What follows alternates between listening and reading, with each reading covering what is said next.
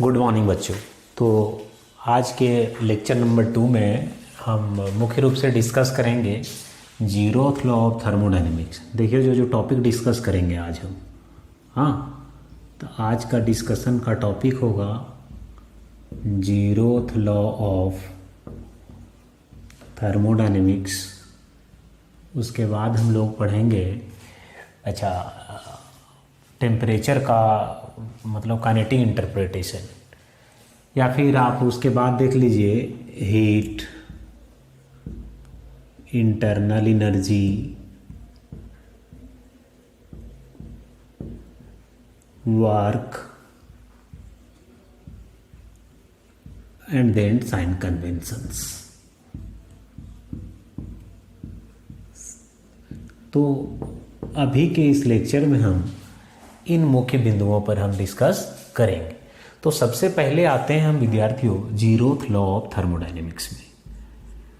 तो zeroth law, ये zero नाम जो है जीरोथ लॉ ऑफ थर्मोडायनेमिक्स, तो एक्चुअली ये फर्स्ट लॉ ऑफ थर्मोडायनेमिक्स और सेकेंड लॉ ऑफ थर्मोडायनेमिक्स के बाद आया, लेकिन ये उन लोगों से भी ज़्यादा जरूरी है, एक्चुअली पहले आना चाहिए था। इसलिए एक से पहले तो क्या नाम देते, इसलिए जीरोथ लॉ कह दिया गया, जीरोथ लॉ ऑफ थर्मोडायनेमिक्स।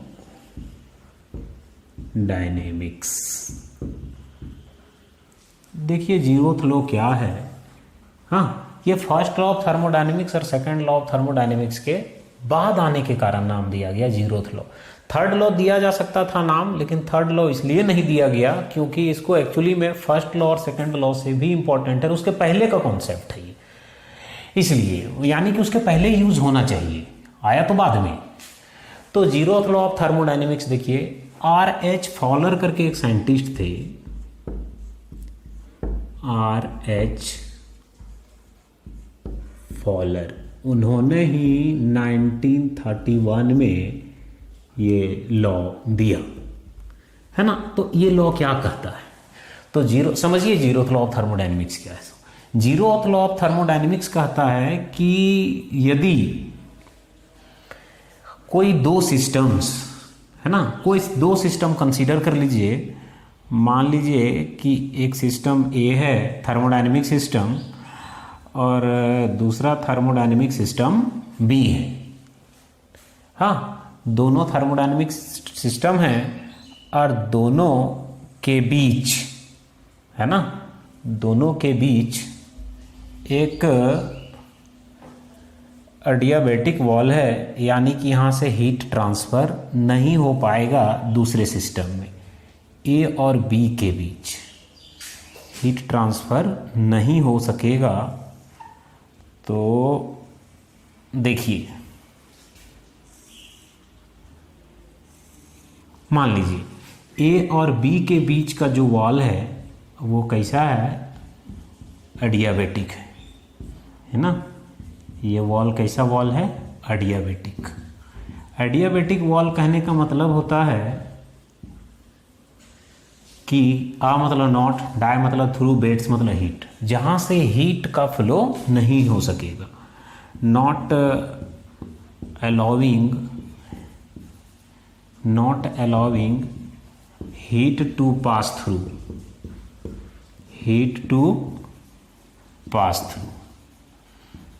तो एक्चुअली में इस वॉल से हीट पास नहीं हो सकेगा। तो कहने का मतलब है कि फिलहाल ए और बी जो हैं ये दोनों के बीच एक एडियाबैटिक वॉल है और ये दोनों का अभी टेम्परेचर जो है वो अलग अलग है।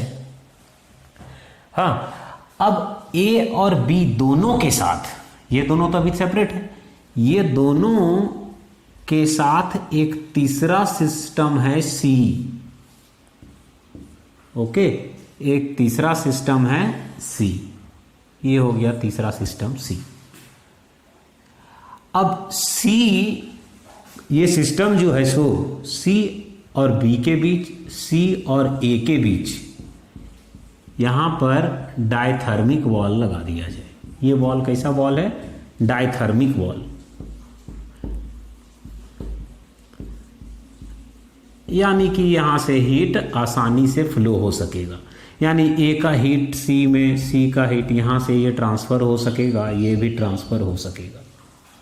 ठीक, अब ए और सी जो है वो थर्मल इक्विलिब्रियम में होंगे, होगा ना। जब हीट ट्रांसफ़र हो सकेगा ए और सी थर्मल इक्विलिब्रियम में होगा, बी और सी भी थर्मल इक्विलिब्रियम में होगा, तब जीरोथ लॉ क्या कहता है, यदि ए और, देखिए क्या कहता है जीरोथ लॉ कि A and B are the two systems,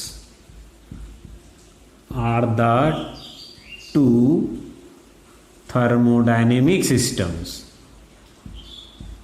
दो थर्मोडायनेमिक सिस्टम्स हैं और सेपरेटली एक अदर सिस्टम सी के साथ इक्विलिब्रियम में है, ए सी के साथ और बी सी के साथ। A and C equilibrium follow कर रहा है, बी एंड सी भी थर्मल इक्विलिब्रियम फॉलो कर रहा है, रेदर ये थर्मल इक्विलिब्रियम है, हाँ थर्मल इक्विलिब्रियम में। तो जीरोथ लॉ ऑफ थर्मोडायनेमिक्स कहता है कि इस प्रकार से यदि हम इस वॉल को कुछ समय के बाद हटा दें, यदि कुछ समय के बाद इस वॉल को हटा दें, एडियाबैटिक वॉल को, तब यहाँ से भी हीट ट्रांसफ़र नहीं होगा। हीट ट्रांसफ़र क्यों नहीं होगा? क्योंकि ए और सी थर्मल इक्विलिब्रियम में है, बी और सी थर्मल इक्विलिब्रियम में है, तो ए और बी भी अल्टीमेटली थर्मल इक्विलिब्रियम में होगा। सो फाइनली क्या देखेंगे हम? So finally systems A and B are also in thermal equilibrium। तो ये थर्मल इक्विलिब्रियम में होगा, यही कहता है जीरोथ लॉ। जीरो का नियम जो है, ये जीरोथ लॉ जो है वो यही कहता है कि दो सिस्टम यदि सेपरेटली थर्मल इक्विलिब्रियम में है किसी तीसरे सिस्टम के साथ, तो ए और बी भी जो होगा सो थर्मल इक्विलिब्रियम में होंगे। अब जीरोथ लॉ क्या बताता है, क्या दर्शाता है? जीरोथ लॉ से हम लोग कॉन्सेप्ट ऑफ टेम्परेचर देख सकते हैं। Concept of temperature,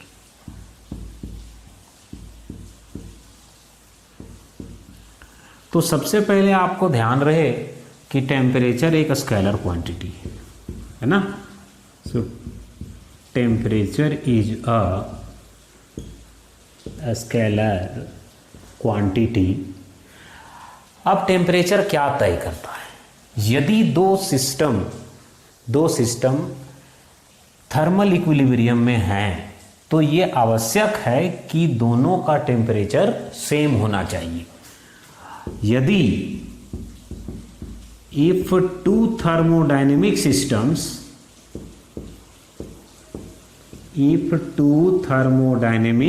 systems are in thermal equilibrium,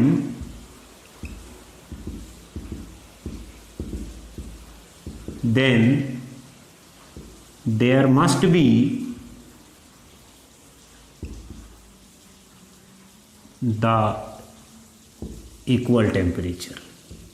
तो उस परिस्थिति में दोनों थर्मोडायनेमिक सिस्टम्स का टेम्परेचर जो होगा सो कांस्टेंट होगा, बराबर होगा।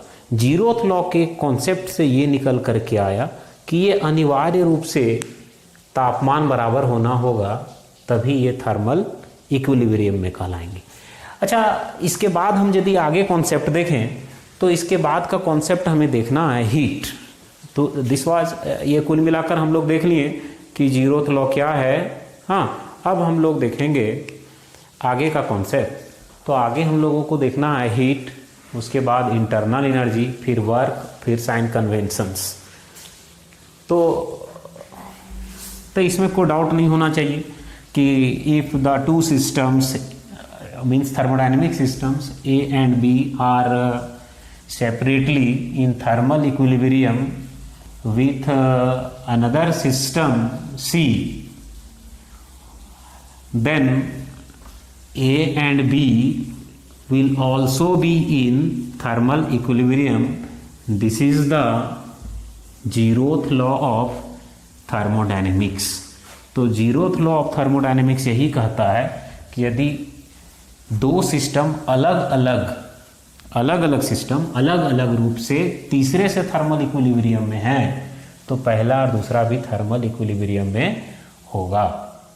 अब बच्चों हीट का कॉन्सेप्ट जो है वो हीट का कॉन्सेप्ट हमने इसके पहले चैप्टर जब हीट यानी thermal properties of matter discuss कर रहे थे तो वहाँ इस पर लंबा चौड़ा डिस्कशन चला था। तो हीट क्या था, किसी सिस्टम के मॉलिक्यूलर मोशंस का टोटल काइनेटिक एनर्जी था, है ना। आगे बढ़ते हैं, इंटरनल एनर्जी में आते हैं। हाँ, तो इंटरनल एनर्जी से आप क्या समझते हैं किसी सिस्टम का?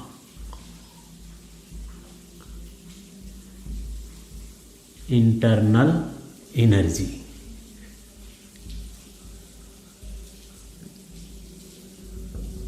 हाँ, तो इंटरनल एनर्जी क्या हो गया? कोई भी सिस्टम के लिए इंटरनल एनर्जी किसे कहेंगे? किसी सिस्टम का इंटरनल एनर्जी कहने का मतलब यहाँ हो रहा है कि मान लीजिए कि ये कोई सिस्टम है और इसके ये मॉलिक्यूल्स हैं, है ना, सिस्टम के मॉलिक्यूल्स हैं।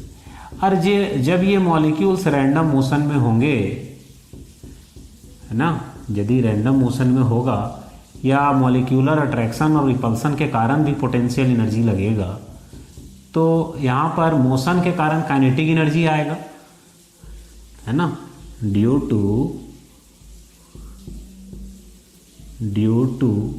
Molecular motion. मॉलिक्यूलर मोशन के कारण काइनेटिक एनर्जी आएगा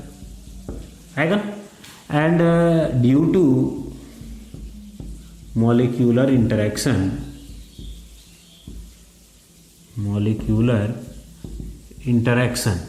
यानी उनके बीच आपस में जो फोर्स ऑफ अट्रैक्शन या रिपल्सन लगेगा उसके कारण यहाँ पर मॉलिक्यूल्स के बीच पोटेंशियल एनर्जी आएगा, है ना। जो भी फ्रेम ऑफ रेफरेंस हो उस समय उस फ्रेम ऑफ रेफरेंस का या फिर उसका जो जिस सेंटर ऑफ मास हो सिस्टम का कंसीडर करें, है ना। तो वो सब चीज़ें को ध्यान में रखते हुए कि इस सिस्टम के मॉलिक्यूलर काइनेटिक एनर्जी और molecular potential energy, molecular kinetic energy plus molecular potential energy बराबर internal energy of the system. Internal energy of the system. तो सिस्टम का इंटरनल एनर्जी जो है वो इंटरनल एनर्जी हम किसे कह सकते हैं कि उस सिस्टम के टोटल या sum of molecular kinetic energies and potential energy. अब ये काइनेटिक एनर्जी किस चीज़ का फंक्शन होगा, पोटेंशियल एनर्जी किस चीज़ का फंक्शन होगा, किन चीज़ों पर निर्भर करेगा, है ना, वो देखने वाली बात है। तो यहाँ पर काइनेटिक एनर्जी हमें पता है कि पूरी तरह से मॉलिक्यूलर मोशन पर निर्भर करेगा, है ना। और पोटेंशियल एनर्जी जो है यानी कि काइनेटिक एनर्जी, मॉलिक्यूलर मोशन बढ़ेगा कब? मॉलिक्यूलर, अब अच्छा देखिए, मॉलिक्यूलर काइनेटिक एनर्जी किस पे निर्भर करेगा?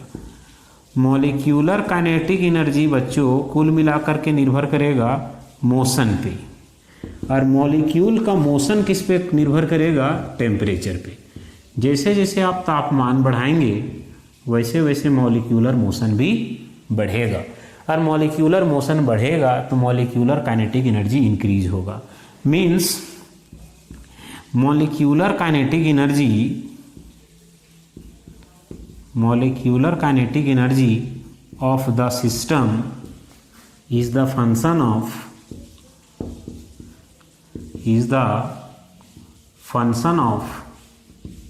its temperature। जिस हिसाब से टेम्परेचर में परिवर्तन होगा उसी हिसाब से उस सिस्टम का मॉलिक्यूलर काइनेटिक एनर्जी में परिवर्तन होगा। अच्छा, ये चीज़ें हो गया। अब आते हैं पोटेंशियल एनर्जी। तो पोटेंशियल एनर्जी किस बात पर निर्भर करेगा? ये मॉलिक्यूलर पोटेंशियल एनर्जी। तो हमें पता है कि मॉलिक्यूलर पोटेंशियल एनर्जी जो होगा वो कुल मिलाकर के वो निर्भर करेगा वॉल्यूम पर, है ना। तो molecular potential energy of the system is a function of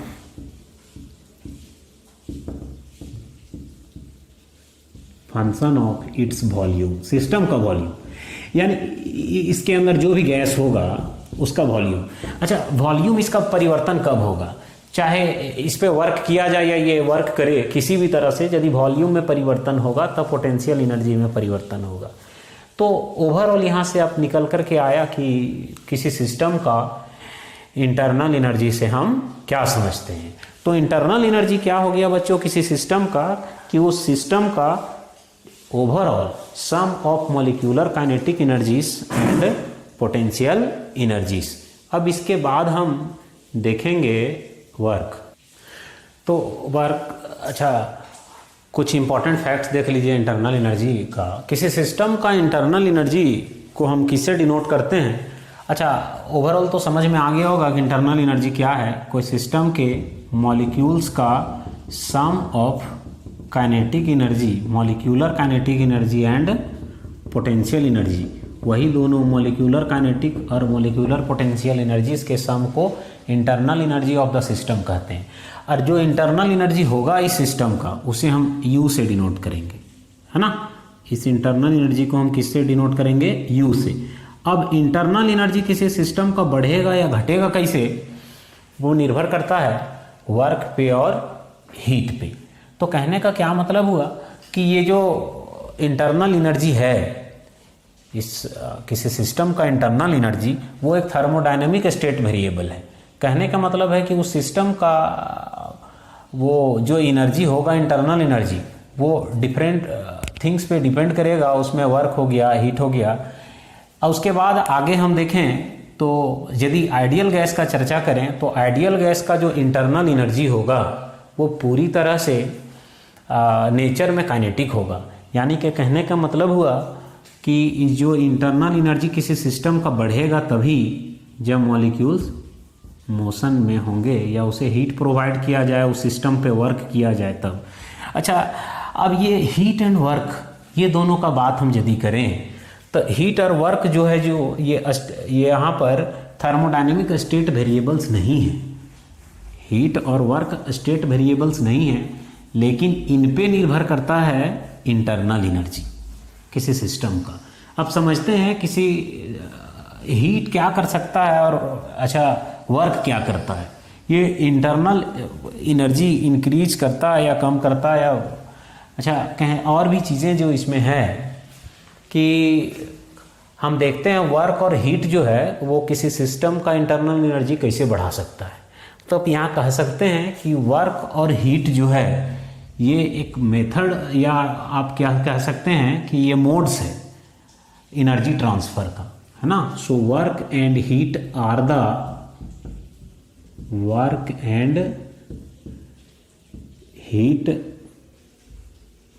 the modes of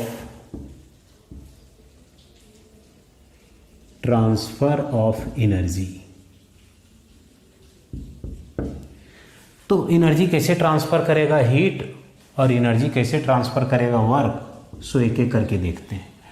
मान लीजिए कि हम लोग कि एक कोई बीकर है या कोई एक सिस्टम मान लीजिए, हाँ कोई सिस्टम मान लिया हम लोगों ने, ठीक।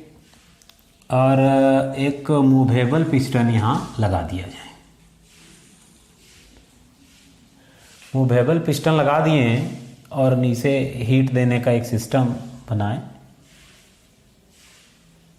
हीट देने का एक सिस्टम बनाए। अच्छा, उसके बाद जो है ये ऐसे हीट प्रोवाइड करेंगे, यहाँ से हीट देंगे, तो यहाँ गैस है, हाँ कोई गैस है यहाँ पर। जब वहाँ पर कोई गैस ले लिए, उस सिस्टम को हम लोग यहाँ पर दोनों इस तरह से देखना है हमें कि यहाँ पर एनर्जी इस सिस्टम का कैसे यहाँ पर हम लोग वर्क के माध्यम से और हीट के माध्यम से सिस्टम का एनर्जी कैसे बदला जा सकता है वो देखेंगे। तो यदि अच्छा ये तो हो गया हीट प्रोवाइड करने का सिस्टम। अच्छा वर्क का एक सिस्टम लगाया जाए यहाँ पर, तो वर्क कैसे किया जाएगा, मान लीजिए और यहाँ से एक लोड दे दिया जाए। हाँ, तो एक सिस्टम, और इस सिस्टम पर जो है यहाँ पर ये कैसे वर्क करना है सो देखिए, एक लोड से अटैच कर दिया गया है ना, ये लोड से। अब देखिए सबसे पहले हीट यहाँ एनर्जी इस गैस का कैसे बढ़ाएगा इस सिस्टम का। देखिए होगा जब यहाँ से हम कुछ हीट प्रोवाइड किया जाएगा, जब यहाँ से हीट प्रोवाइड करेंगे है ना, जो भी ये सिस्टम है, इस सिस्टम जब यहाँ से तो हीट ट्रांसफ़र होगा किधर से किधर, हायर टेम्परेचर से लोअर टेम्परेचर। अब क्या होगा, जब इस सिस्टम को इस सिलेंडर, ये हॉट बॉडी के ऊपर में सिलेंडर रखा हुआ है ना, ये सिलेंडर है। अब heat energy will flow from the hotter body to the gas due to the temperature difference. तो this increases the internal energy of the gas. यदि हीट एनर्जी यहाँ से इसमें ट्रांसफ़र होगा तो इस प्रकार से यहाँ इसका इंटरनल एनर्जी बढ़ेगा। तो हम लोगों ने हीट के कारण इंटरनल एनर्जी कैसे बढ़ेगा सो हम लोग देख लिए। अब हीट क्या करेगा, इंटरनल एनर्जी कैसे बढ़ेगा, हीट मिलेगा तो मॉलिक्यूलर मोशन बढ़ेंगे, मॉलिक्यूलर मोशन बढ़ने से काइनेटिक एनर्जी बढ़ेगा, उनका सेपरेशन बढ़ेगा, मॉलिक्यूलर सेपरेशन, तो पोटेंशियल एनर्जी में चेंज होगा, पोटेंशियल एनर्जी बढ़ेगा। तो काइनेटिक एनर्जी और पोटेंशियल एनर्जी में दोनों में जब इंक्रीज होगा तो इसका इंटरनल एनर्जी बढ़ेगा इस सिस्टम का। अच्छा दूसरा हम लोग देखते हैं कि वर्क किसी सिस्टम का इंटरनल एनर्जी कैसे बढ़ाता है। तो यहाँ पर क्या किया जाए कि ये जो पिस्टन है ना, ये पिस्टन है, ये मूवेबल पिस्टन है, फ्रिक्शनलेस मूवेबल पिस्टन। यदि ये लोड के कारण यदि ये पिस्टन थोड़ा सा मूव करने लगे है ना, यदि ये पिस्टन मूव करने लगे, और जब ये पिस्टन मूव करने लगेगा तो क्या होगा, वेट के कारण यदि ये लोड ऊपर जाएगा तो ये पिस्टन जो है अल्टीमेटली लोड के कारण ये नीचे आएगा। अब नीचे आ रहा है तो इसका वेट है ना, कुछ वेट तो है यहाँ पर। अब इस वेट के कारण वर्क होगा इस गैस पर, है ना, वर्क ऑन द गैस। और जब गैस पर वर्क होगा है ना, जब गैस पर वर्क होगा तो इस प्रकार भी इसका यहाँ पर इंटरनल एनर्जी में परिवर्तन देखने को मिलेगा और यहाँ इंटरनल एनर्जी गैस का बढ़ेगा। तो हम लोगों ने देखा जीरोथ लॉ क्या है, इंटरनल एनर्जी क्या होता है, किस पे निर्भर करता है, स्टेट वेरिएबल जो है सो।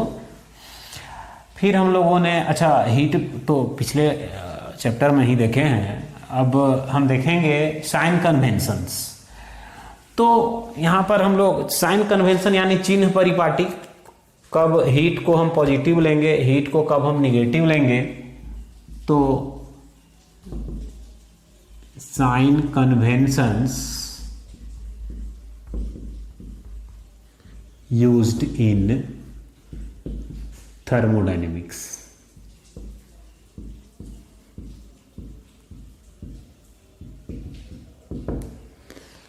तो यहां पर साइन कन्वेंशन में सबसे पहले हम लोग साइन कन्वेंशन का चर्चा करें तो हीट को लेकर के, है ना, कि हीट पॉजिटिव कब होगा और हीट निगेटिव कब होगा। तो किसी सिस्टम का हीट पॉजिटिव कब होगा, यदि वो सिस्टम हीट एब्जॉर्ब कर रहा है तब, एब्जॉर्ब्ड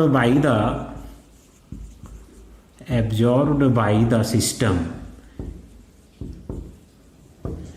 यदि उस सिस्टम, यदि कोई सिस्टम है, ये सिस्टम यदि हीट एब्जॉर्ब कर रहा है तो ये हीट को पॉजिटिव माना जाएगा। और यदि यहाँ से बाहर निकाला जा रहा है ना, यदि यहाँ से हीट बाहर निकाला जा रहा है, रिलीज्ड या given out by the system, यदि सिस्टम से हीट बाहर निकाला जा रहा है तो उस परिस्थिति में हीट को हम निगेटिव कंसीडर करते हैं।